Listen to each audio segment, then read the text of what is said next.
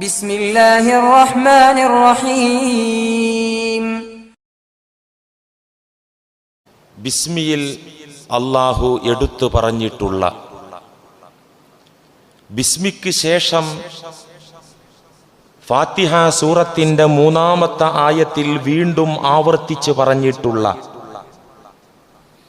അർ-റഹ്മാനിർ റഹീം, അത് ബിസ്മിയിലുമുണ്ട്. ഫാത്തിഹയുടെ 3-ാമത്തെ ആയത്തായി വീണ്ടും അല്ലാഹു അത് ആവർത്തിച്ച് പറഞ്ഞിരിക്കുകയാണ്. ഈ രണ്ട് നാമങ്ങൾ, ഈ രണ്ട് സിഫത്തുകൾ, അല്ലാഹുവിൻ്റെ വിശേഷണങ്ങൾ, അല്ലാഹുവിൻ്റെ ഗുണങ്ങൾ ഉൾക്കൊള്ളുന്ന രണ്ട് നാമങ്ങൾ, ആ നാമങ്ങൾ ഉരുവിടുന്ന ഞാനും നിങ്ങളും ബിസ്മിയും അതുപോലെ ഫാത്തിഹയിലെ 3-ാമത്തെ ആയത്തും ഓതുന്ന സമയത്ത് അർ-റഹ്മാനിർ റഹീം എന്ന് ഓതുന്ന നാം എന്തൊക്കെ കാര്യങ്ങളാണ് ചിന്തിക്കേണ്ടത്, ആലോചിക്കേണ്ടത്, ഉൾക്കൊള്ളേണ്ടത്? ഇതാണ് കഴിഞ്ഞയാഴ്ച പറഞ്ഞത്. പ്രധാനപ്പെട്ട ചില കാര്യങ്ങൾ കൂടി ഈ രണ്ട് അല്ലാഹുവിൻ്റെ നാമങ്ങളിൽ നിന്നും നമുക്ക് ഉൾക്കൊള്ളാനുണ്ട്, ഗ്രഹിക്കാനുണ്ട്. ഇതങ്ങ് ഓതുമ്പോൾ അർ-റഹ്മാനിർ റഹീം എന്ന് ഓതുമ്പോൾ അല്ലാഹു സുബ്ഹാനഹു വ തആല നമുക്ക് നൽകിയിരിക്കുന്ന കാരുണ്യങ്ങളെക്കുറിച്ച്, അവന്റെ ഭാഗത്ത് നിന്നുള്ള അനുഗ്രഹങ്ങളെ കുറിച്ചുള്ള ബോധം, ഒരു തിരിച്ചറിവ്, അല്ലാഹു റഹ്മാനായതുകൊണ്ട് അവന്റെ റഹ്മത്തായി എനിക്ക് കിട്ടിയ കാര്യങ്ങൾ അത് മനസ്സിൽ ഉൾക്കൊള്ളുക തന്നെ വേണം. എന്നു മാത്രമല്ല, സാധാരണക്കാരായ മുസ്ലിങ്ങളായ നമ്മളെ സംബന്ധിച്ചിടത്തോളം അല്ലാഹുവിനെ തിരിച്ചറിയാൻ, അല്ലാഹുവിനെ അറിയാനുള്ള ഏക മാർഗം, സാധാരണക്കാരെ സംബന്ധിച്ചിടത്തോളം അല്ലാഹുവിനെ പരിചയപ്പെടാനുള്ള ഏക മാർഗം അവന്റെ റഹ്മത്താണ്, അവന്റെ കരുണയാണ്. നമ്മുടെ ജീവിതത്തിലേക്ക് അവന്റെ റഹ്മത്ത് ഇറക്കി തന്നുകൊണ്ടുള്ള ഇടപെടലുകൾ, ആ റഹ്മത്തുകളിലേക്ക് ശ്രദ്ധിച്ചു നോക്കി അതിലൂടെ നമ്മുടെ ഉടമസ്ഥനെ തിരിച്ചറിയുകയാണ് സാധാരണക്കാരായ മുസ്ലിങ്ങൾക്ക് സാധിക്കുന്ന രീതി. അല്ലാഹു നമുക്ക് തന്നിരിക്കുന്ന അനുഗ്രഹങ്ങളിലൂടെയല്ലാതെ എങ്ങനെ അല്ലാഹുവിനെ സാധാരണ ബുദ്ധി കൊണ്ട് തിരിച്ചറിയാനാണ്?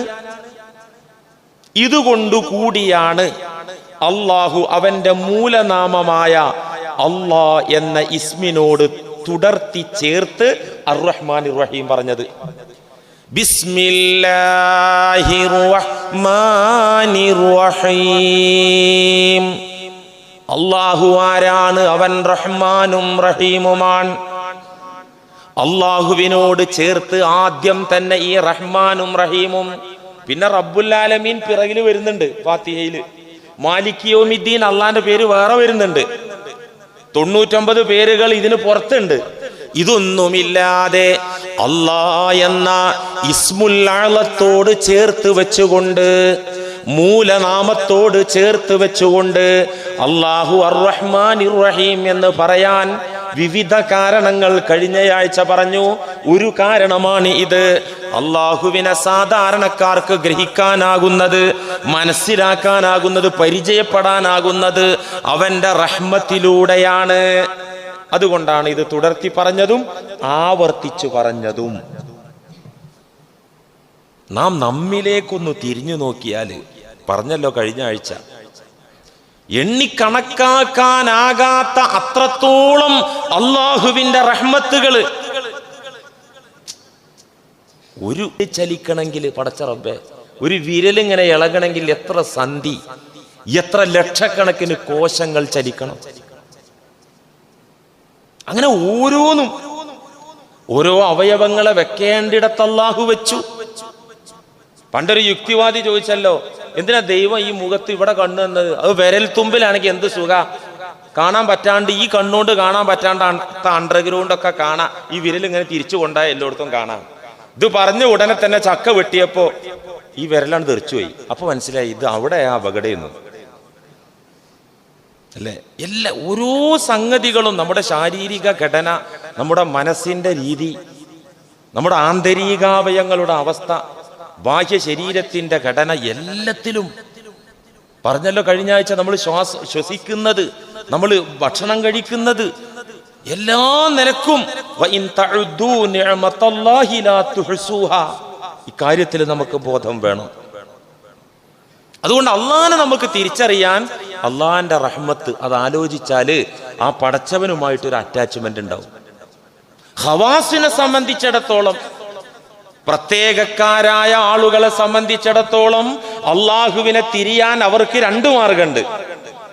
ഖവാസ് എന്ന് പറഞ്ഞാല് അംബിയാക്കൾ, ഔലിയാക്കൾ, ആരിഫീങ്ങൾ, സിദ്ദീഖുകൾ, ശുഹദാക്കൾ, പ്രത്യേകക്കാരായ ഗ്രേഡ് കൂടിയ ആളുകൾ ഖവാസുകൾ എന്ന് പറയാം.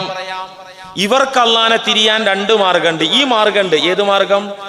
അള്ളാഹ് ചെയ്തു കൊടുക്കുന്ന റഹ്മത്തുകളിലൂടെ അള്ളാഹനെ തിരിച്ചറിയുന്ന രീതി അല്ലെ. നബിയോട് തന്നെ അള്ളാഹ് പറഞ്ഞല്ലോ, അള്ളാഹുവിനെ പരിചയപ്പെടുത്താൻ നബി സല്ലല്ലാഹു അലൈഹി വസല്ലമ തങ്ങളോട് പറഞ്ഞില്ലേ, അലം യജിദ്ക യതീമൻ ഫആവാ വവജദക ളല്ലൻ ഫഹദാ വവജദക ആയിലൻ ഫഅഗ്നാ.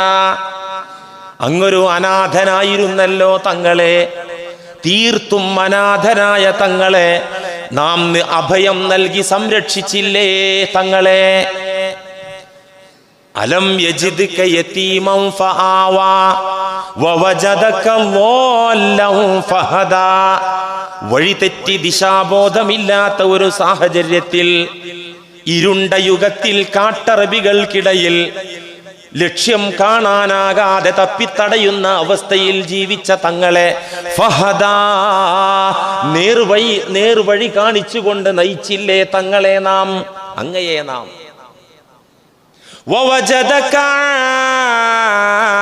ആയിലൻ ഫഅഗ്നാ. അങ്ങ് പരമദരിദ്രരായിരുന്നല്ലോ തങ്ങളെ. ഫഅഗ്നാ, സാമ്പത്തിക കരുത്ത് അങ്ങേക്ക് നാം തന്നല്ലോ അല്ലേ.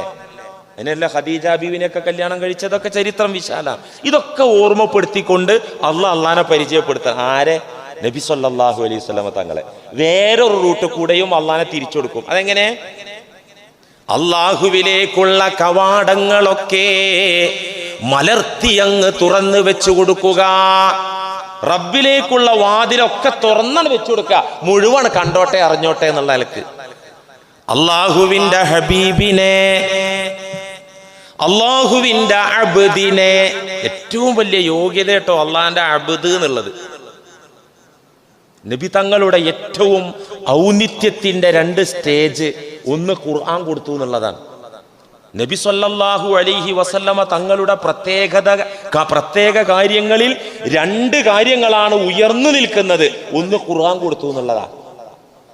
മറ്റേത് അള്ളാഹു ഇസ്രാ മിഅ്റാജ് കൊണ്ടുപോയി അള്ളാഹിന്റെ അടുത്തേക്ക് കൊണ്ടുപോയി എന്നുള്ളതാ. ഈ രണ്ട് കേസ് പറയുമ്പോഴും അള്ളാഹു അടിവരയിട്ട് പറയുന്ന യോഗ്യത എന്റെ ഹബീബാണ്, സയ്യിദുൽ മുർസലീനാണ്, വലിയൊരു നബിയാണ്, ഭയങ്കര മോചിതത്തുള്ള ആളാണെന്നൊന്നുമല്ല പറയുന്നത്. രണ്ട് ക്വാളിറ്റി. അൽഹംദുലില്ലാഹില്ലദീ അൻസല അലാ അബ്ദിഹിൽ കിതാബ വലം യജ്അൽ ലഹു ഇവജാ. അല്ലാഹു അവന്റെ അടിമക്ക് കിതാബ് കൊടുത്തു. ഏറ്റവും വലിയ ക്വാളിറ്റി എന്താണ്? അള്ളാന്റെ അടിമയായിട്ട് നിന്നു കൊടുത്തു എന്നുള്ളതാണ്. സുബ്ഹാനല്ലദീ അസ്റാ ബിഅബ്ദിഹി ലൈലം മിനൽ മസ്ജിദിൽ ഹറാം ഇലൽ മസ്ജിദിൽ അഖ്സല്ലദീ ബാറക്നാ ഹൗലാ. ആ രണ്ടാമത്തെ ഗ്രേഡ് സ്ഥാനം കൊടുത്തോടത്തും അള്ളാഹ് പറഞ്ഞത് അള്ളാന്റെ ദാസൻ എന്നാണ്. അതാണ് ഏറ്റവും വലിയ ക്വാളിറ്റി. അങ്ങനെ ശരിയാണ്, അള്ളാന്റെ അബ്ദാകുക എന്നുള്ളതാ വലിയ പ്രയാസം. എല്ലാം അള്ളാഹ്ക്ക് പൊരുത്തപ്പെട്ട് സമ്പൂർണമായിട്ടാണ് നിന്നൊടുക്കുക. ഇതാണ് അബ്ദ്. ഇതിനാർക്കാൻ പറ്റിയൊരു സാധാരണ മുസ്ലിമിന് പറ്റുമോ? ഇഷ്ടാനിഷ്ടങ്ങളെ ത്യജിച്ചുകൊണ്ട്, കാഴ്ചപ്പാടുകളെ അള്ളാഹുവിന് വേണ്ടിയാക്കിക്കൊണ്ട്, ജീവിത ലക്ഷ്യം സമ്പൂർണമായി അള്ളാഹുവിനാക്കിക്കൊണ്ട് ജീവിക്കുന്ന ഉബൂദിയത്ത്, അതിൽ 100 മാർക്ക് വാങ്ങിയത് റസൂലുള്ളാഹി സ്വല്ലല്ലാഹി അലൈഹി വസല്ലം തങ്ങളാണ്. അതുകൊണ്ട് അള്ളാഹ് അത് വലിയൊരു സംഭവമാക്കി എടുത്തു പറഞ്ഞു. ഈ അബ്ദിനെ അള്ളാഹുവിന്റെ സമക്ഷത്തിങ്കലേക്ക്, അള്ളാഹുവിന്റെ സവിധത്തിലേക്ക് ക്ഷണിച്ചു കൊണ്ടുപോയിട്ട് ഫഔഹാ ഇലാ അബ്ദിഹി മാ ഔഹാ. സൂറത്ത് നജ്മിൽ കാണാലോ, ഫഔഹാ ഇലാ അബ്ദിഹി. അവിടെയും പറഞ്ഞ അങ്ങനെയാണ്. അള്ളാന്റെ ദാസനാണ്ട് സന്ദേശം കൊടുത്തു. എന്ത് ആഖിറത്തിന്റെ കാര്യമല്ല, ആകാശ ലോകത്തുള്ള കേസല്ല, സ്വത്ത് ഒരുക്കുന്ന ഫറായിദ് മസ്അലല്ല, നിസ്കാരത്തിന്റെ ശർത്തും ഫർളും അല്ല, സ്ത്രീ ഇസ്ലാമിൽ പറഞ്ഞ വിഷയമല്ല. എന്താ കൊടുത്തത്? ഫഔഹാ ഇലാ അബ്ദിഹി. ഉടയ തമ്പുരാൻ സന്ദേശം നൽകി, വഹ്യ് കൊടുത്തു തന്റെ ദാസനിലേക്ക്, യഥാർത്ഥ അബ്ദിലേക്ക്. മാ ഔഹാ, കൊടുക്കേണ്ടതൊക്കെ അങ്ങോട്ട് കൊടുത്തു, വാതിൽ തുറന്നാണ് വെച്ചു കൊടുത്തു. അതുകൊണ്ടല്ല ആരിഫീങ്ങൾ പറഞ്ഞത് അള്ളാന്റെ സത്തയിലേക്ക് പോലും നബി തങ്ങൾക്ക് നോക്കി നിൽക്കാനായി എന്ന്. അപ്പൊ ഈ വിധത്തിൽ ആരിഫീങ്ങൾക്ക് അള്ളാഹു വാതിലാണ് തുറന്നിട്ട് കൊടുക്കും. അങ്ങനെ അള്ളാൻ അവർ തിരിയും. ഇത് നമുക്ക് തിരിയില്ല. നമുക്ക് തിരിയാനുള്ള ഏക മാർഗം എന്താണ്? അള്ളാന്റെ റഹ്മത്തുകൾ, ഈ ലോകത്തുള്ള റഹ്മത്ത്, നമ്മിലുള്ള റഹ്മത്ത്, പ്രകൃതിയിലുള്ള റഹ്മത്ത് എന്ന് മാത്രല്ല അർ-റഹ്മാൻ റഹീം എന്ന് ഓതുന്ന ഞാനും നിങ്ങളും ആലോചിക്കാനുള്ളത്, ഈ പ്രപഞ്ചത്തിന്റെ സൃഷ്ടിപ്പിന്റെ രഹസ്യമാണ് ഈ 2 പേരുകൾ. മനസ്സിലായില്ല? ഈ പ്രപഞ്ചത്തിന്റെ, ദുന്യാവിന്റെയും ആഖിറത്തിന്റെയും സൃഷ്ടിപ്പിന്റെ, പടപ്പിന്റെ പിന്നിലുള്ള രഹസ്യമാണ് ഈ 2 പേര്.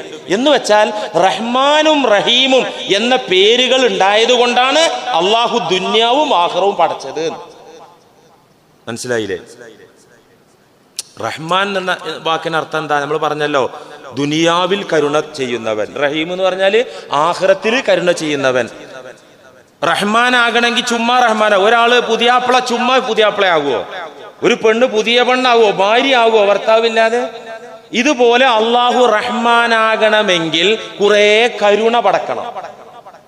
ആ കരുണ സ്വീകരിക്കാനുള്ള പടപ്പുകളെ പടക്കണം. അപ്പൊ എന്ത് അനിവാര്യമായി?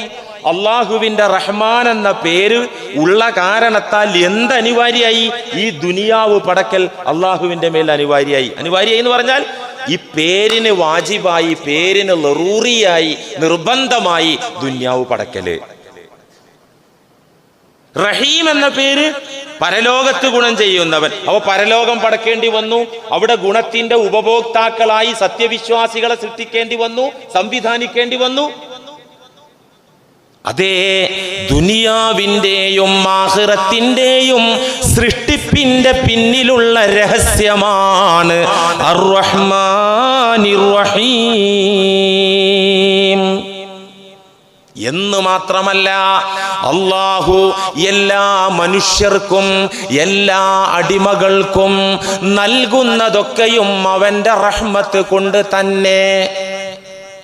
അള്ളാഹു ഈ ഭൂമിയിൽ ഇത്ര കാലം ജീവിച്ച മനുഷ്യർ, ഇന്ന് ജീവിച്ചു കൊണ്ടിരിക്കുന്ന അടിമകൾ, ഇനി വരാനിരിക്കുന്ന അവന്റെ ദാസന്മാർ, അവർക്ക് എന്തൊക്കെ കൊടുത്തുവോ ആ കൊടുത്തതൊക്കെയും അവന്റെ റഹ്മത്ത് മാനദണ്ഡമാക്കിയാണ്.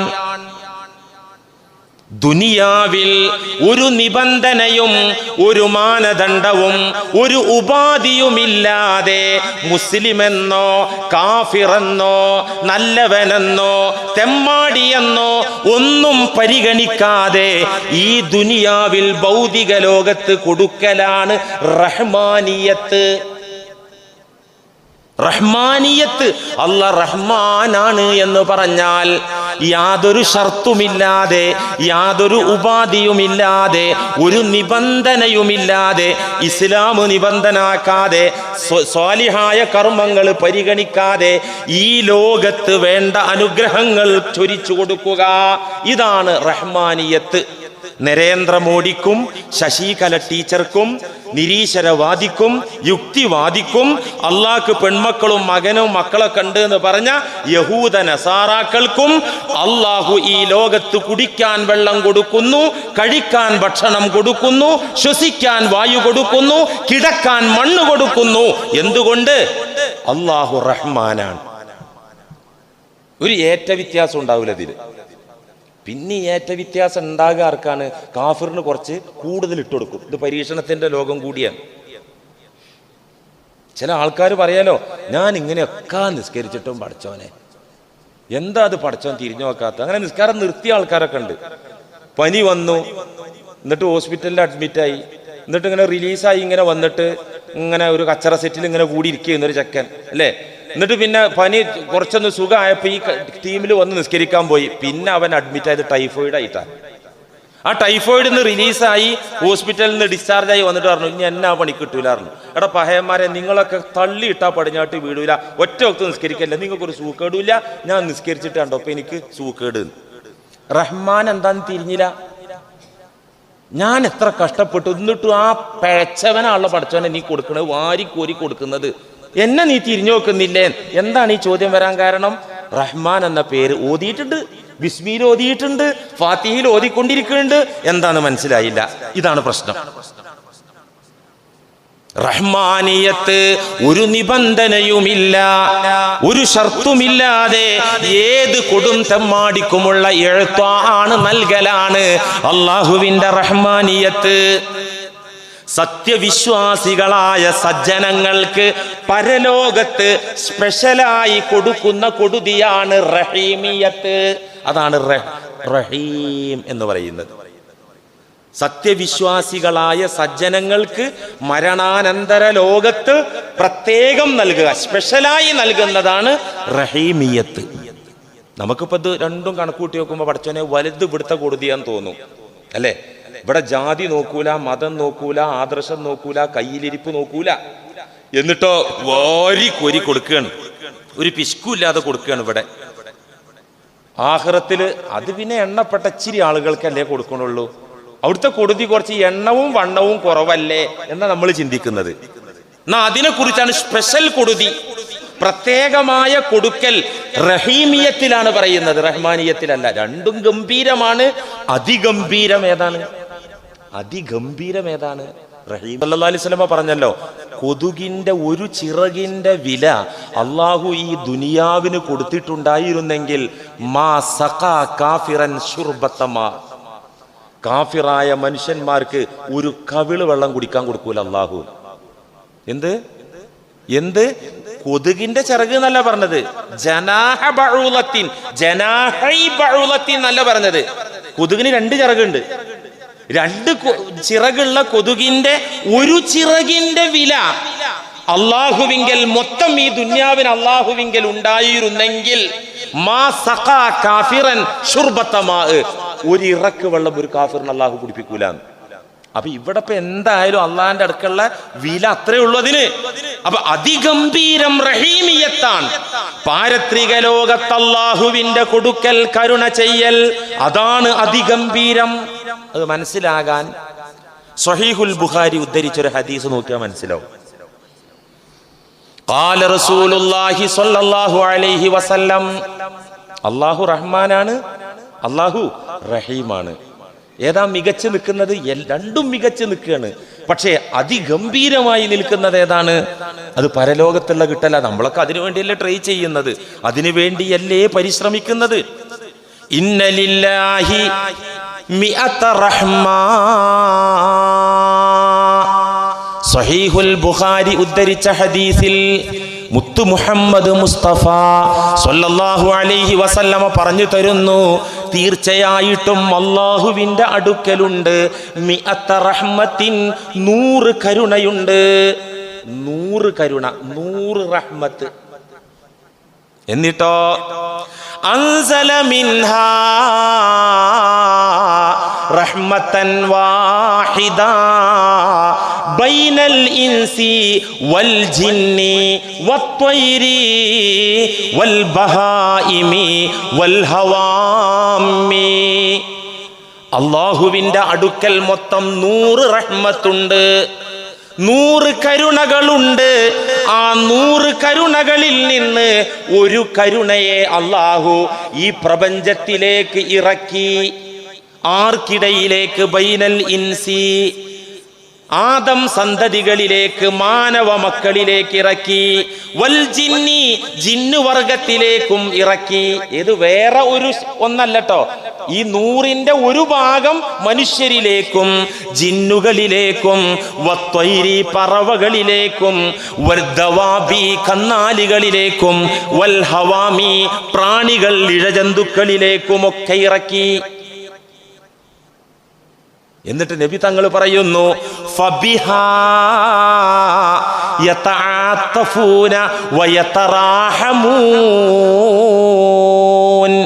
ഈ ഒരു അംശം കൊണ്ടാണ്, 100ലെ ഒരു അംശം കൊണ്ടാണ് മനുഷ്യർ തമ്മിൽ കരുണ കാണിക്കുന്നത്. നമുക്ക് നമ്മളുടെ മക്കളോടുള്ള റഹ്മത്ത് അതിൻ്റെ ഭാഗമാണ്. ഒരു പാവപ്പെട്ടവനെ കാണുന്ന സമയത്ത് അതിദയനീയമായ കാഴ്ച നാം കാണുമ്പോൾ നമ്മുടെ മനസ്സലിഞ്ഞു പോകുന്നത് ആ 1% കണിക കൊണ്ടാണ്. മനുഷ്യർ മാത്രമല്ല, വത്വൈർ പക്ഷികൾ. ഒരു കോഴിക്കുഞ്ഞിനെ കോഴിത്തള്ള പരുന്തിൽ നിന്ന്, ശത്രുക്കളിൽ നിന്ന് സംരക്ഷിക്കാൻ വേണ്ടി ചിറകിൽ ഒളിപ്പിച്ച് പൊതിഞ്ഞ് പോറ്റുന്നത് ആ റഹ്മത്തിന്റെ 1% വിഹിതത്തിൽ നിന്നാണ്, അംശത്തിൽ നിന്നാണ്. നബി തങ്ങൾ പറയുന്നത് ബുഖാരിന്റെ ഈ ഹദീസിൽ കാണാം, ഈ ഒരു റഹ്മത്തിന്റെ ഭാഗം കൊണ്ടാണ് യർഫഉൽ ഫർസു ഹാഫിറഹാ അൻ വലദിഹാ.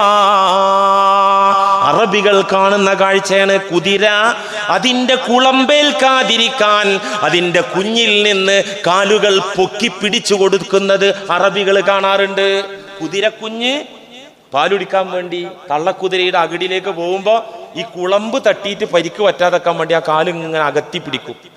ഇത് ഈ 1% അംശത്തിൽ നിന്നാണ്. ജന്തുക്കൾ തമ്മിലുള്ള റഹ്മത്ത് ഉണ്ടല്ലോ, അത് ഒരു വർഗം തമ്മിലുള്ള റഹ്മത്ത് മാത്രല്ല. അനിമൽ പ്ലാനറ്റിലെ ഒരു ഭാഗം ഞാനിപ്പോ ഈ അടുത്ത് യൂട്യൂബിൽ കണ്ടു. ഒരു സിംഹം ഒരു കാട്ടുപോത്തിനെ വേട്ടയാടുകയാണ്.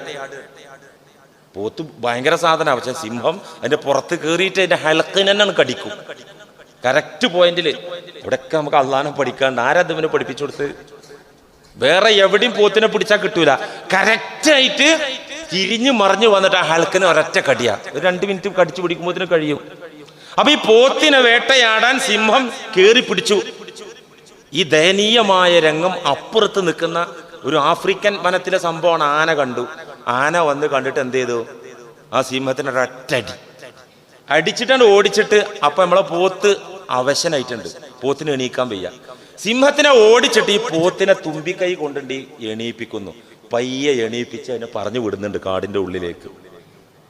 ആരത് പഠിപ്പിച്ചത്? അള്ളാഹുവിന്റെ 100 അനുഗ്രഹത്തിൽ നിന്നുള്ള അൻസല റഹ്മതൻ വാഹിദ. 1% മൊത്തം ജന്തുജാലങ്ങൾക്ക് അള്ളാഹു ഡിവൈഡ് ചെയ്ത് വിഹിതിച്ചു കൊടുത്തിട്ടുള്ളത്. അത് ഇന്നുള്ള ലോകർക്ക് മാത്രമല്ല, ആദം നബി തൊട്ട് ഇന്നോളുള്ളവർക്ക്, ഇനി ഖിയാമത്ത് നാൾ വരെയുള്ള സകല ജന്തുക്കൾക്കും അള്ളാഹു കൊടുത്തത് അവന്റെ റഹ്മത്തിന്റെ 1% ആകെ വിഹിതിച്ചത്. എന്നിട്ടോ പുണ്യതങ്ങൾ പറയുന്നു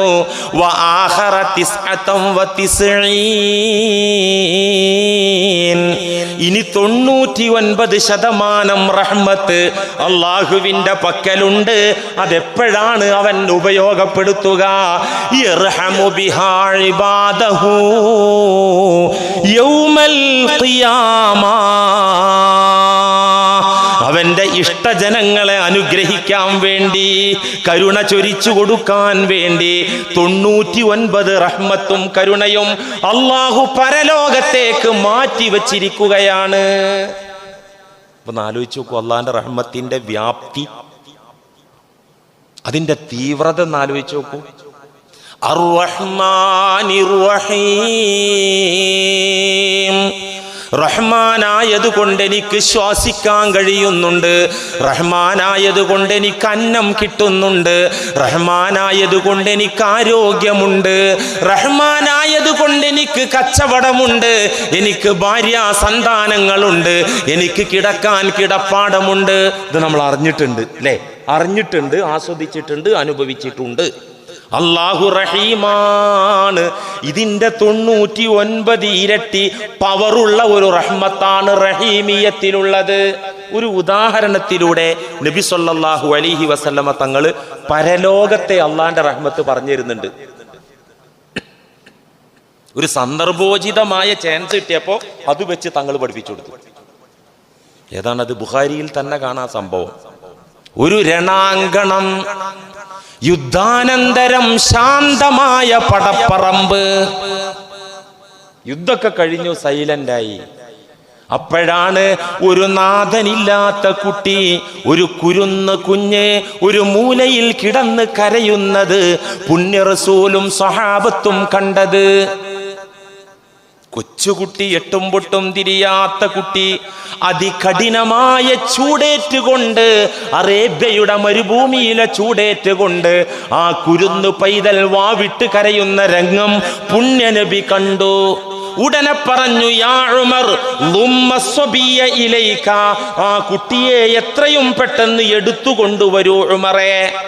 ഉമർ റളിയല്ലാഹു അൻഹു രണാങ്കണത്തിന്റെ ഒരു സൈഡിൽ കരഞ്ഞുകൊണ്ടിരിക്കുന്ന നാഥനില്ലാത്ത ആ കുഞ്ഞിനെ വാരിയെടുത്തുകൊണ്ട് സുരക്ഷിതമായ ഒരു സ്ഥാനത്ത് കൊണ്ടുവന്ന് ഇരുത്തി. അപ്പോഴാണ് ഒരുത്തി ഓടിക്കിതച്ചു വരുന്നത്. അപ്പുറഭാഗത്ത് നിന്ന് ഒരു മധ്യവയസ്കയായ പെണ്ണ് ബേജാറോടുകൂടെ, ഹദീസിൽ കാണാം, വഹിയ കാശിഫത്തുൻ അൻ റഅസിഹാ, തലമുടിയൊക്കെ പറത്തിക്കൊണ്ട് എന്തോ ഒന്ന് പരതി നോക്കിക്കൊണ്ട് ആ പെണ്ണ് ഓടി വരികയാണ്.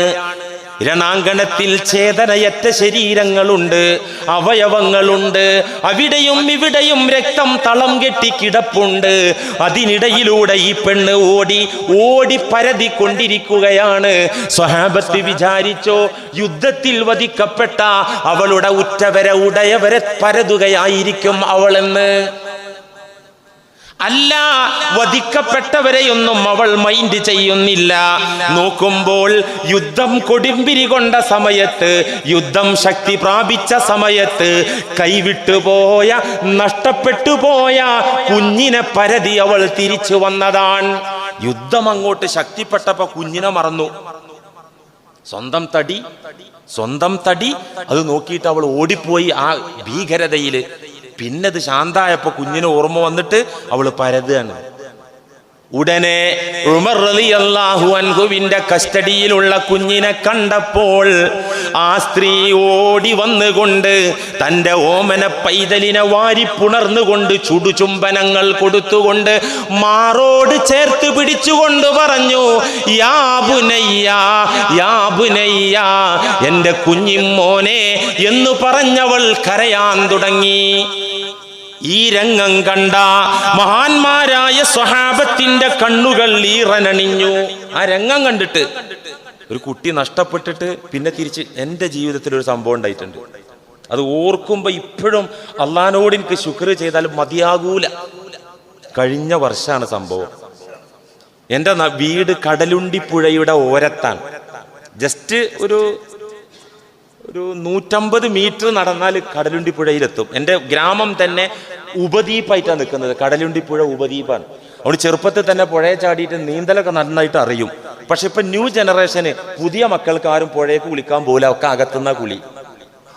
അപ്പൊ എൻ്റെ മക്കള് കഴിഞ്ഞ വെക്കേഷൻ കാലത്ത്, വെക്കേഷൻ എടുത്ത സമയമല്ലേ, അപ്പോൾ മൂത്ത മോൻ പറഞ്ഞു, എനിക്കൊന്ന് നീന്താൻ പഠിക്കണം, ഇപ്പൊ കൊണ്ടുപോകുമെന്ന് വെച്ചിട്ട്. അപ്പോൾ പണ്ടൊക്കെ എപ്പോഴും പുഴയെ പോയിരുന്നു. ഇപ്പം നമ്മളും പുഴയ്ക്ക് പോക്ക് കുറവാണ്. പുഴയുടെ ഗതിയും ഒഴുക്കും കുഴികളൊന്നും ഇപ്പം അത്ര പരിചയമില്ല. എന്താവട്ടെ, 2 ആൺകുട്ടികൾ, മൂത്ത മോന് 11 വയസ്സ്, ഇളയ ആൾക്ക് 2ാമത്തെ ആൾക്ക് 9 വയസ്സ് പ്രായമുണ്ടെന്ന്. അപ്പോൾ അരക്ക് വെള്ളം, അരഭാഗം വരെ വെള്ളമുള്ളൂ. ഈ വെള്ളത്തിലൂടെ ഈ 2 പിള്ളേരും പിടിച്ചിട്ട്, ഒരു കയ്യിൽ ഒരുത്തനുണ്ട്, ഒരു കയ്യിൽ മറ്റേ ആളുണ്ട്, അരക്ക് വെള്ളമുള്ളൂ, ഇങ്ങനെ പോവാണ്. ഇതിൽ ഇവരെ നീന്താൻ പഠിപ്പിക്കാൻ വേണ്ടി പോവാണ്. അതിനിടയിൽ ഒരു വലിയ ഗർത്തത്തിലേക്ക് മണൽ തൊഴിലാളികൾ മണല് കുഴിച്ചെടുത്തിട്ട് ഒരു വലിയ ഗർത്തത്തിലേക്ക് അങ്ങോട്ട് വീണുപോയി. ചെറിയ കിണർ, പിന്നെ താഴേക്ക് ഫുള്ള് ഒരു 2 ആളെ വെള്ളാണ്. 2 മക്കളും എന്നെ അണഞ്ഞു കൂട്ടിന് പിടിച്ചു വരിഞ്ഞു മുറുക്കി. എനിക്കൊന്നും ചെയ്യാം, ഞാനും താഴ്ന്നു പോകുന്നു, 2 മക്കളും താഴ്ന്നു പോകുന്നു. ഞാൻ 2 മക്കളെയും തെറിപ്പിച്ചു. ആ തള്ള കുഞ്ഞിനിട്ട് യുദ്ധമുഖത്ത് നിന്ന് ഓടിയെന്ന് പറഞ്ഞപ്പോൾ എനിക്ക് ഓർമ്മ വന്ന സംഭവമാണത്. സ്വന്തം കുഞ്ഞിനെ യുദ്ധമുഖത്തിട്ട് ഇട്ടേച്ച് ഓടി എന്ന് പറഞ്ഞപ്പോ എനിക്ക് ഓർമ്മ വന്ന സംഭവം അത്. ഞാനും മുങ്ങാണ്, മക്കളും മുങ്ങാണ്. ഞാൻ തെറിപ്പിച്ചു 2 മക്കളെ. ഞാൻ പൊങ്ങിയപ്പോ മുതിർന്ന ആളുണ്ട്, പൊങ്ങി തല്ലിപ്പടിച്ചിട്ട് പൊങ്ങി നിൽക്കുന്ന അവനെ ഞാൻ വലിച്ചിട്ടിട്ടു. 2ാമത്തെ ആളെ കാണാനില്ല. പടച്ച റഹ്മാനെ, ആ ഒരു നിമിഷം ആലോചിച്ച് നോക്ക് നിങ്ങൾ. കാണാനില്ല. ഞാൻ മുങ്ങിക്കഴിഞ്ഞാൽ എന്താവും, അതും പെയ്യല്ലോ. അങ്ങനെ നിൽക്കുന്നതിനിടയിൽ ഏതാണ്ടൊരു 20 സെക്കൻഡ് കഴിഞ്ഞപ്പോൾ ഈ സാധനം അങ്ങോട്ട് പൊങ്ങി വന്നു. ഒറ്റപ്പിടുത്തം. കുറെ വെള്ളം കുടിച്ചിരുന്നു എന്ന് മാത്രം അള്ളാഹ് കാത്തു. ആലോചിച്ച് നോക്കൂ ഈ അവസ്ഥ. പിന്നെ ഞാൻ ആ കരയിലേക്ക് കയറിയിട്ട് 2 പിള്ളേരും കെട്ടിപ്പിടിച്ച് ഉമ്മ വെക്കായിരുന്നു. അപ്പത്തെ ഒരു വികാരം വേറെ ഇരിക്കുമല്ലോ. യുദ്ധമുഖത്ത് നഷ്ടപ്പെട്ട കുഞ്ഞിനെ കിട്ടിയ സമയത്ത് സന്തോഷാധിക്യത്താൽ ഈ തള്ള മാറോട് ചേർത്ത് പിടിച്ചുകൊണ്ട് ചുടുചുംബനങ്ങൾ നൽകിക്കൊണ്ട് യാ ബുനയ്യ എന്റെ കുഞ്ഞിമോനെ എന്ന് വിളിച്ച് കരയുകയാണ്. ഈ രംഗം കണ്ട സ്വഹാബികളുടെ കണ്ണ് നിറയുകയാണ്. ആ സാഹചര്യത്തിൽ ആ രംഗപ്പ് മനസ്സിലായില്ല. ഇപ്പൊ നമ്മുടെ മനസ്സിലിങ്ങനെ കിട്ടുന്നില്ല ഇതിന്റെ ചിത്രം. നബി സല്ലല്ലാഹു അലൈഹി വസല്ലമ പറഞ്ഞു, സ്വഹാബത്തിനോട് അവരെ ശ്രദ്ധ ക്ഷണിച്ചിട്ട് പറഞ്ഞു, അത്തറൗന ഹാദിഹി ത്വാരിഹത്തുൻ വലദഹാ ഫിന്നാർ. എന്റെ സ്വഹാബത്തെ, ഈ രംഗം ഞാനും നിങ്ങളും കണ്ടല്ലോ, ലൈവായി കണ്ടല്ലോ. നിങ്ങളോട് ഞാനൊരു അഭിപ്രായം ചോദിക്കട്ടെ. അത്വാരിഹത്തുൻ വലദഹാ ഫിന്നാർ. ഈ പെണ്ണ് ഈ കുഞ്ഞിനെ നരകത്തിലെറിയുമോ കൂട്ടരെ? ഈ പെണ്ണ്, കുഞ്ഞിനെ തിരിച്ചു കിട്ടിയ പെണ്ണ് അഗ്നികുണ്ഡത്തിലേക്ക് ഈ കുഞ്ഞിനെ വലിച്ചെറിയുമോ? സ്വഹാബത്തെ, ഖുൽനാ ലാ യാ റസൂലല്ലാഹ്. ഇതെന്ത് ചോദ്യാണ് നബിയെ? ഇതെന്ത് ചോദ്യാ? ഇത് ചോദിക്കാൻ പറ്റിയ ചോദ്യാണോ? ആ തള്ള ആ കുഞ്ഞിനെ നരകക്കുണ്ടിലേക്ക് എറിയോ എന്നുള്ള ചോദ്യം എന്ത് ചോദ്യാ? ലാ യാ റസൂലല്ലാഹ് നടക്കൂല. എന്നാൽ നിങ്ങൾ കേട്ടുകൊള്ളുക, അല്ലാഹു അർഹമു ബിഇബാദിഹി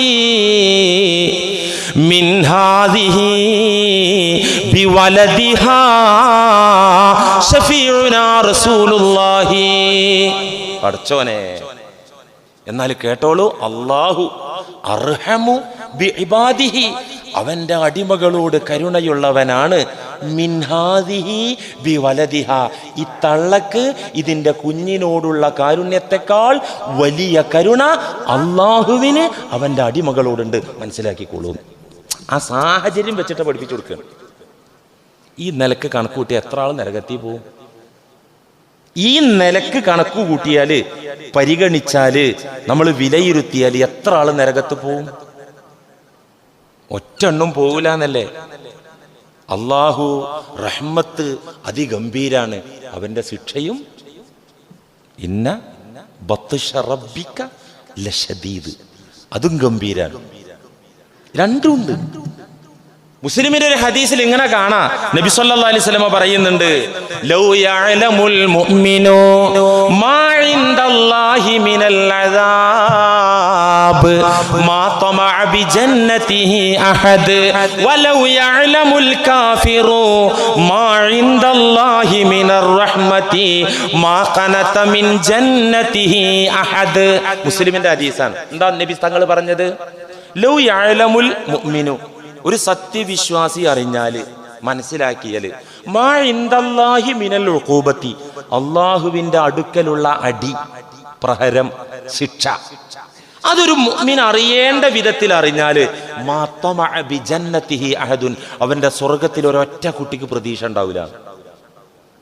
അള്ളാന്റെ അടുക്കലുള്ള ശിക്ഷയെക്കുറിച്ച് ഒരു മുഅ്മിൻ അറിയേണ്ട വിധത്തിൽ അറിഞ്ഞാൽ മുഅ്മിനീങ്ങളുടെ മെമ്പർമാരുടെ കൂട്ടത്തിൽ ഒരു മെമ്പർ പോലും അവന്റെ സ്വർഗം പ്രതീക്ഷിക്കൂല, എനിക്കത് കിട്ടൂല എന്നാ വിചാരിക്കുള്ളൂ. എന്നാൽ വലൗ യഅലമുൽ കാഫിറു മാ ഇൻദല്ലാഹി മിനർ റഹ്മതി മാ ഖനത മിൻ ജന്നതിഹി അഹദ്. സ്വഹീഹ് ഹദീസാണ്. കാഫിരീങ്ങളായ ആളുകൾ, നിഷേധികളായ തെമ്മാടിക്കൂട്ടങ്ങൾ അള്ളാഹുവിന്റെ അടുക്കലുള്ള റഹ്മത്ത് പഠിച്ചാൽ, അവന്റെ അനുഗ്രഹങ്ങൾ പഠിക്കേണ്ട വിധം പഠിച്ചാൽ, ഗ്രഹിക്കേണ്ട വിധം ഗ്രഹിച്ചാൽ, മാ ഖനത മിൻ ജന്നതിഹി അഹദ്, അവന്റെ സ്വർഗത്തിൽ നിന്ന് നിരാശപ്പെടുന്ന ഒരൊറ്റ കള്ളക്കാഫിറും ഉണ്ടാവുകയില്ല. എല്ലാ കള്ളക്കാഫിരീങ്ങൾക്കും ഉണ്ടാകും സ്വർഗത്തിലേക്കൊരു നോട്ടവും പ്രതീക്ഷയും. ഇപ്പൊ എന്താ മൊത്തം മനസ്സിലായത്? നല്ല പേടിയും വേണം, നല്ല പ്രതീക്ഷയും വേണം. തന്നെ ഇതിന്റെ ഇടയിലായി ഈമാൻ ഉറക്കുക. യഥാർത്ഥ ഈമാൻ എവിടെയാണ് ബാലൻസ് ചെയ്ത് നിൽക്കുക? ബൈനൽ ഖൗഫി വറജായി. വെറും പേടിയാണെങ്കിൽ പോക്കാണ് അവന്റെ കാര്യം, അവൻ നരകത്തിലാ. അള്ളാഹ് കാക്കട്ടെ. അള്ളാനെ ചുമ്മാ പേടിക്കപ്പുറത്തൊരു പ്രതീക്ഷയില്ല, ഇവൻ കാഫിറാണ്. മറ്റാളോ വെറും പ്രതീക്ഷയുള്ളൂ. അള്ളയൊക്കെ നമ്മളെ നോക്കുന്നു, എന്തിനാ പേടിക്കണേന്ന്, അടിച്ചു പൊളിച്ചാണ് ജീവിക്കുക. അതൊക്കെ അള്ള നമുക്ക് ഉണ്ടാക്കിയെന്നല്ലേ ഈ പുല്ലും വെള്ളമൊക്കെ, അതുകൊണ്ട് അതൊക്കെ അങ്ങോട്ട് ഉപയോഗിക്കുക. ഈ പ്രതീക്ഷ ഇതും ഡേഞ്ചറാണ്, പറ്റൂല. ബൈനൽ ഖൗഫി വറജാഇ, അതിന്റെ ഇടയിലാണ് ഈമാൻ ക്ലിയർ ആകുക. മനസ്സിലായോ? പ്രതീക്ഷ അറ്റുപോവാന്ന് പറഞ്ഞാൽ കുഫറാണ്. അള്ളാഹ് ഖുർആനിൽ അങ്ങനെ പറഞ്ഞു. അള്ളാന്റെ റഹ്മത്ത് അർ-റഹ്മാനിർ റഹീം ഓതുന്ന മുസ്ലിമത്ത് അള്ളാഹുവിന്റെ റഹ്മത്തിൽ നിന്ന് നിരാശപ്പെട്ടാൽ അവന്റെ പേര് മുഹമ്മദ് ആകട്ടെ ഫാത്തിമയാകട്ടെ, ഖുർആനിന്റെ ഭാഷയിൽ അവർ കാഫിറാൻ. അള്ള എന്നെ ഒന്നും തിരിഞ്ഞു നോക്കൂല. അള്ള എന്റെ സൂക്ക് കിടന്നു, ഞാൻ എന്തോരം കരഞ്ഞു പറഞ്ഞു, തിരിഞ്ഞു നോക്കൂല, പരിഗണിക്കൂല. അള്ളാഹുവിന്റെ റഹ്മത്തിൽ നിന്ന്, കാരുണ്യത്തിൽ നിന്ന്, അനുഗ്രഹത്തിൽ നിന്ന് നിരാശ പൂണ്ടിരിക്കൽ കുഫ്റാണ്, കാഫിറാകാൻ കാരണമാണ്. ലാ തൈഅസൂ മിർ റൗഹില്ലാഹ്, അള്ളാഹുവിന്റെ അനുഗ്രഹത്തിൽ നിന്ന് നിങ്ങൾ ആശ മുറിഞ്ഞു പോകരുതേ, നിരാശ പൂണ്ടിരുന്നു പോകരുതേ. എന്തുകൊണ്ട്? ഇന്നഹു ലാ യൈഅസു മിർ റൗഹില്ലാഹ് ഇല്ലൽ ഖൗമുൽ കാഫിറൂൻ. അള്ളാന്റെ റഹ്മത്തിൽ നിന്ന് നിരാശ പൂണ്ടവർ കാഫിരീങ്ങൾ മാത്രാണ്. അതുകൊണ്ട് നാം ബിസ്മിയിലും ഫാത്തിഹയിലും അർ-റഹ്മാനിർ റഹീം എന്ന് ഓതുന്ന ഞാനും നിങ്ങളും അല്ലാഹ് റഹ്മാനാകയാൽ എൻ്റെ ദുന്യാവിൻ്റെ കേസ് അല്ലാഹു പരിഹരിക്കും. അല്ലാഹ് റഹീമായതിനാൽ പരലോകത്തെന്നെ അനുഗ്രഹിക്കുകയും ചെയ്യും. ഈ പ്രതീക്ഷ വേണം. ഈ പ്രതീക്ഷയോട് കൂടി വേണം ഓതാൻ കേട്ടോ. ഇന്ന് തൊട്ട് അങ്ങനെ ആകണം കേട്ടോ. അല്ലാഹ് റഹ്മാനായത് കൊണ്ട് എൻ്റെ കടം വീട്ടിത്തരും.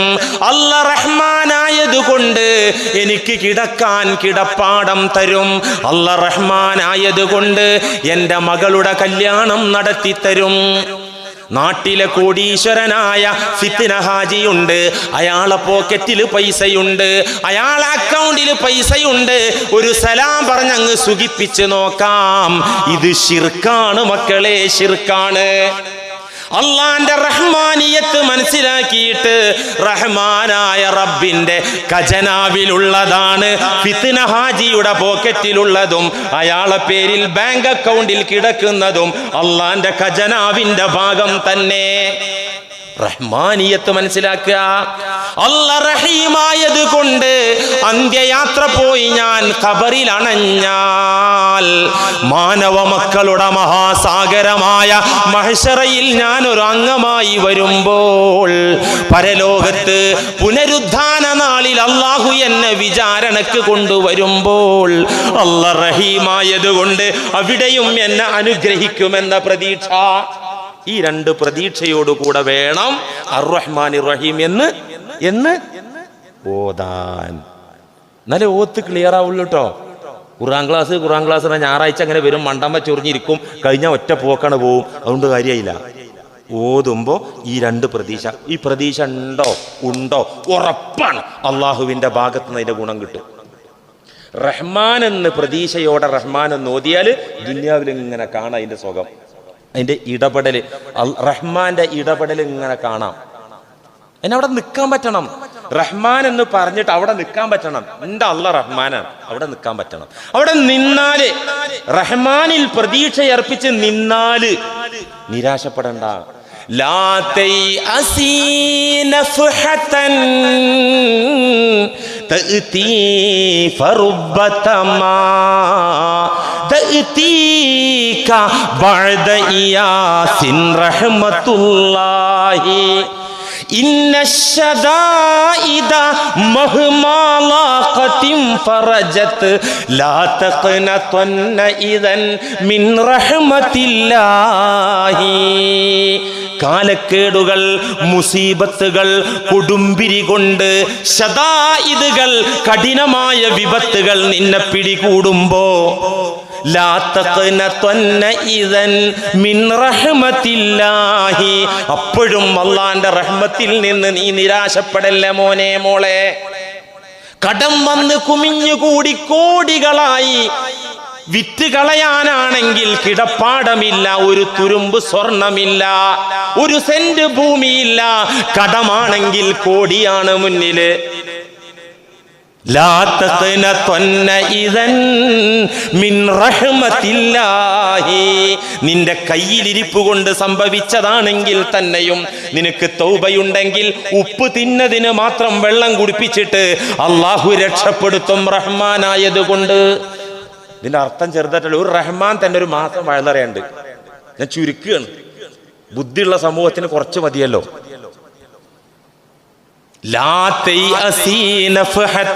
ഒറ്റയടിക്ക് നിരാശപ്പെടല്ലേ.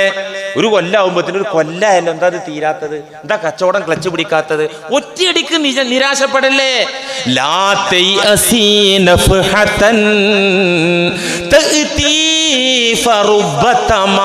ആര് പറഞ്ഞതാ ഈ ബൈത്ത്? ആരതാ അറിയോ? മഹാനായ അബ്ദുൽ ഖാദിറുൽ ജീലാനി ഖദ്ദസല്ലാഹു സിർറഹുൽ അസീസ് തങ്ങളെ വരിയത്. മുലഹിത്തിബിയാൻ എന്ന് പറയുന്ന കവിതാ കിതാബിൽ നിന്നുള്ള ഉദ്ധരണിയാണ്. ലാ തൈഅസീ നഫ്ഹതൻ, ഒറ്റയടിക്ക് നിരാശപ്പെടല്ല മോനെ മോളെ. തഅതീക ബഅദ ഇയാസിൻ റഹ്മത്തുല്ലാഹി, നീ ഒരു പക്ഷേ നിരാശപ്പെട്ടിട്ടുണ്ടാകും. പക്ഷേ ഉള്ളിൽ അള്ളാനെ വിളിച്ച് നിരാശ പൂണ്ട അവസ്ഥയിലെത്തിയാലും, എന്ന് വെച്ചാൽ അള്ളാഹ് എനിക്ക് തരൂല എന്നായിരിക്കും ചിലപ്പോൾ തീരുമാനിച്ചിട്ടുണ്ടാവുക. എനിക്കൊരു പരാതിയൊന്നുമില്ല എന്ന നിലക്ക് നിരാശപ്പെട്ടാൽ ആ നിരാശപ്പെടലിന് ശേഷം വരും റഹ്മത്തുല്ലാ, ശേഷം വരും റഹ്മത്തുല്ലാ, അള്ളാന്റെ റഹ്മത്ത് വരും. ഒറ്റ ചരിത്രം പറഞ്ഞ് നമുക്ക് നിർത്താം. മൂസാ നബി അലൈഹി സ്വലാം അള്ളാഹ് റഹ്മാൻ ആയതുകൊണ്ട് റഹ്മാൻ എന്ന് ഉൾക്കൊണ്ട് ഓതിയവർക്ക് അള്ളാന്റെ റഹ്മത്ത് ദുനിയാവിലും, റഹീം എന്ന് ഉൾക്കൊണ്ട് ഓതിയവർക്ക് അവന്റെ റഹ്മത്ത് പരലോകത്തും കിട്ടും എന്നതിനുള്ള തെളിവ്, പ്രമാണങ്ങളിൽ നിന്നുള്ള തെളിവാണ് ഇനി നമ്മൾ പറയുന്നത്. മൂസാ നബി അലൈഹി സ്വലാമിന്റെ കാലത്ത് ഹദീസിൽ കാണാം, അത്തത്ത് ഇലാ മൂസ അലൈഹിസ്സലാം ഇംറഅത്തുൻ അഖീം, ഒരു വന്ധ്യയായ പെണ്ണ്, പിള്ളേരുണ്ടാകാത്ത പെണ്ണ് എന്നർത്ഥം. മൂസാ നബിയുടെ അരികിലേക്ക് വന്നിട്ട് പറഞ്ഞു, യാ മൂസ അന്ത കലീമുള്ള, നിങ്ങൾ അള്ളാഹുവായിട്ട് സംസാരിക്കാനൊക്കെ അവസരം കിട്ടുന്ന നബിയല്ലേ, ഇക്കാലത്ത് അള്ളാഹുവിന് ഏറ്റവും ഇഷ്ടപ്പെട്ട റസൂലല്ലേ, അതുകൊണ്ട് ഞാൻ ആവശ്യപ്പെടുന്നു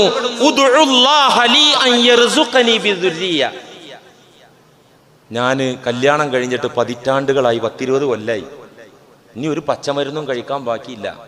അതുകൊണ്ട് അള്ളാഹുവുമായിട്ട് ചാൻസ് കിട്ടുമ്പോ, റബ്ബുമായി സംസാരിക്കുമ്പോ ഈ പാവപ്പെട്ടവളുടെ കാര്യം ഒരു കുഞ്ഞിനെ തരാൻ വേണ്ടി പറയണം. ശരി, ഞാൻ ഏറ്റുപറഞ്ഞു. അള്ളാഹുവായിട്ട് മുനാജാത്തിന്റെ സമയം വന്നപ്പോ മൂസ അലൈഹിസ്സലാം അള്ളാഹിനോട് ദ്വാരുന്നു. പാവം പെണ്ണ് എന്തോരം കാത്തു നിന്ന്, ഇതുവരെ ഒരു കുഞ്ഞിനെ കൊടുത്തില്ലല്ലോ, അതുകൊണ്ട് ഒരു കുട്ടിയെ കൊടുക്കണേ പടച്ചോനെ. അപ്പൊ അള്ളാഹ് കൊടുത്ത മറുപടി, യാ മൂസ ഇന്നി കതബ്തുഹാ അഖീം, എന്റെ ലൗഹുൽ മഹ്ഫൂദില്, ലോകത്തെ സകല കാര്യങ്ങളും രേഖപ്പെടുത്തിയ കമ്പ്യൂട്ടർ ഡിസ്കില് കതബ്തുഹ, അവളെ കുറിച്ച് എഴുതി വെച്ചത് അഖീം, അവൾ വന്ധ്യയാണ് എന്നാണ്, പുള്ളരില്ല. ആയോ?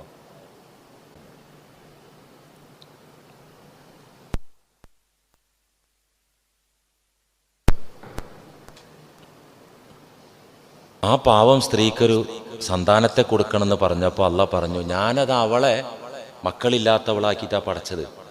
അതെൻ്റെ അസലിയായ ഖളാ ആണ്, എൻ്റെ തീരുമാനം. അതെങ്ങനെ മാറ്റാൻ ഒക്കും മൂസാ നബിയെ? നടപടിയില്ല, കിട്ടൂല. പിറകെ ആ സ്ത്രീ മൂസാ നബിയുടെ മുന്നിൽ വന്നപ്പോൾ പറഞ്ഞു, അള്ളാഹിൻ്റെ വിധി മോളെ എങ്ങനെയാണ്? അള്ളാഹ് പറഞ്ഞത് നിനക്ക് അവൻ്റെ കണക്കിൽ മക്കളില്ല, സന്താന ഭാഗ്യം ഇല്ല എന്നാണ് പറഞ്ഞത്. അപ്പം ഈ പെണ്ണ് പറഞ്ഞു, എന്നാലും അള്ളാഹ് റഹീമല്ലേ, ഒന്ന് ദുആ ചെയ്ത് നോക്കി, നമുക്ക് അള്ളാഹിൻ്റെ വാതിലല്ലാതെ എവിടെയും കൊട്ടാൻ പറ്റൂലല്ലോ, വേറെ ആരും തരൂലല്ലോ, നിങ്ങൾ ദുആ ചെയ്യ് എന്നും പറഞ്ഞ് പെണ്ണ് പോയി. ഇവളുടെ പെണ്ണിന്റെ അഭ്യർത്ഥന മാനിച്ച് രണ്ടാമത് ദുആ ചെയ്ത് ഈ പെണ്ണിന് കൊടുക്കണേ. അപ്പൊ അള്ളാഹ് ഓർമ്മപ്പെടുത്തി, ഞാൻ ഒരിക്കൽ പറഞ്ഞില്ല മൂസേ വിവരം, ഇന്നീ കതബ്തുഹാ അഖീം, ഞാൻ കൊടുക്കൂലെന്ന്. പിന്നെ കൊടുക്കാത്തത് കൊടുക്കണം എന്ന് പറഞ്ഞിട്ട് ഈ ജാതി വർത്താനം പറയാൻ പറ്റുമോ എന്ന് പറഞ്ഞു അള്ളാഹു. മൂസാ നബി ആ കേസ് വിട്ടു.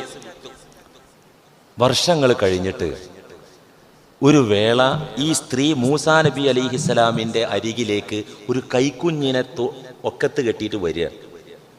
മൂസാ നബി ചോദിച്ചു, ഈ കുഞ്ഞേതാന്ന് ചോദിച്ചു. ഫഖാലത് ഇന്നഹു തിഫ്ലി റസഖനില്ലാഹു ബിഹി, ഇതിന് അല്ലാഹു എനിക്ക് സമ്മാനിച്ച, എനിക്ക് തന്ന എൻ്റെ കുഞ്ഞാണ്. നിന്റെ കുഞ്ഞോ? ആ ശരി, അൽഹംദുലില്ലാ, നീ പോയിക്കോർന്നു. കാരണം പുള്ളിക്കാരത്തിനോട് പരാതി അറിയാനൊന്നും ഇല്ലല്ലോ ഇവിടെ. പുള്ളിക്കാരത്തി പോയപ്പോ ഫനാജാ മൂസ റബ്ബഹു, അള്ളാഹിനോട് ഇടപെട്ടു. അള്ളാഹ് അത് എന്ത് ഇടപെടായി ചെയ്തത്? എന്നെ വഷളാക്കാൻ വേണ്ടിയിട്ട്, ഞാൻ വലിയ നബിയും കാര്യപ്പെട്ട ആളൊക്കെ ആയിട്ട് ഇങ്ങനെ എന്നെ പറ്റിച്ച് കണ്ട് കൊടുക്കേണ്ട ആവശ്യം ഉണ്ടായിരുന്നോ? ഏയ്, അള്ളായിട്ട് മുനാജാത്തിൽ ഇടപെട്ടിട്ട് ചോദിച്ചു, പടച്ചോനെ നീ എന്ത് ഇടപെടായി ചെയ്തത്? നീയല്ലേ ഇവളെ കുറിച്ച് അഖീം എന്ന് രേഖപ്പെടുത്തിയത്, വന്ധ്യയെന്ന് രേഖപ്പെടുത്തിയത്. എന്നിട്ടും ഞാൻ 2 തവണ അവളുടെ നിർദ്ദേശപ്രകാരം നിന്നോട് യാചിച്ചിട്ടും പ്രാർത്ഥിച്ചിട്ടും കൊടുക്കില്ലെന്ന് പറഞ്ഞ നീ, ഞാനറിയാതെ ഒരു മകനെ കൊടുത്തത് എന്തടിസ്ഥാനത്തിലാ? അറിയാൻ വേണ്ടി ചോദിച്ചു അള്ളാഹിനോട്. അപ്പോ അള്ളാഹു മൂസ അലൈഹിസ്സലാമിനോട് പറഞ്ഞു, യാ മൂസ, താങ്കൾ പറഞ്ഞതൊക്കെ ശരി, എന്റെ വിധിയും ശരി. പക്ഷേ ഈ പെണ്ണ് വിധി കേട്ടിട്ടും വിളി നിർത്തിയില്ല. യാ റഹ്മാനു യാ റഹീം, യാ റഹ്മാനു യാ റഹീം, യാ റഹ്മാനു യാ റഹീം. ഇങ്ങനെ വിളിച്ച് വിളിച്ച് മാസങ്ങളും ഒരുപാട് കാലങ്ങൾ വിളിച്ചപ്പോൾ ഫസബഖത് റഹ്മതി ഖുദ്റതി, എൻ്റെ വിധിയെ എൻ്റെ കരുണ അതിജയിച്ചു. എൻ്റെ വിധിയെ എൻ്റെ കരുണ ഓവർടേക്ക് ചെയ്തു. എൻ്റെ വിധിയെ എൻ്റെ കരുണ തകിടം മറിച്ചു. അങ്ങനെ ഞാൻ അവൾക്കൊരു കുഞ്ഞിനെ കൊടുത്തു. നോക്കൂ നിങ്ങൾ, അതാണ് ലാ യറുദ്ദു ഖളാഅ ഇല്ല ദുആഉ എന്ന ഹദീസ് ഉണ്ട്. അള്ളാഹിന്റെ വിധിയെ ദുആ മാറ്റാൻ പറ്റുള്ളൂ. ഈ ദുആയില് യാ റഹ്മാനു യാ റഹീം, യാ റഹ്മാൻ യാ റഹീം, നീ പറഞ്ഞതാണ് നിന്റെ കണക്കിൽ എനിക്ക് പുള്ളല്ലാന്ന്, എന്നാലും നിനക്ക് നിന്റെ വിധി മാറ്റാലോ, ഞങ്ങൾക്കല്ലേ മാറ്റാൻ പറ്റാത്തുള്ളൂ. യാ റഹ്മാനു യാ റഹീം, അള്ളാഹു കുഞ്ഞിനെ കൊടുത്തു. ഇതാണ് റഹ്മാനിയത്ത്. ഇൻഷാ അല്ലാഹ് റഹീമിയത്തിന്റെ ഉദാഹരണം. അള്ളാഹ് പരലോകത്ത് ചെയ്യും കരുണ എന്ന പ്രതീക്ഷ കൊണ്ട് കിട്ടുന്ന നേട്ടങ്ങൾ നമുക്ക് ഹദീസിൽ നിന്ന് പഠിക്കാം. അല്ലാഹുവേ, നിന്റെ റഹ്മാൻ എന്ന ഗുണവും റഹീം എന്ന ഗുണവും ഞങ്ങളെയും നീ ആസ്വദിപ്പിക്കണമേ തമ്പുരാനെ, അനുഭവിപ്പിക്കണമേ തമ്പുരാനെ. വ ആഖിറു ദഅ്വാനാ അനിൽ ഹംദുലില്ലാഹി റബ്ബിൽ ആലമീൻ. അസ്സലാമു അലൈക്കും.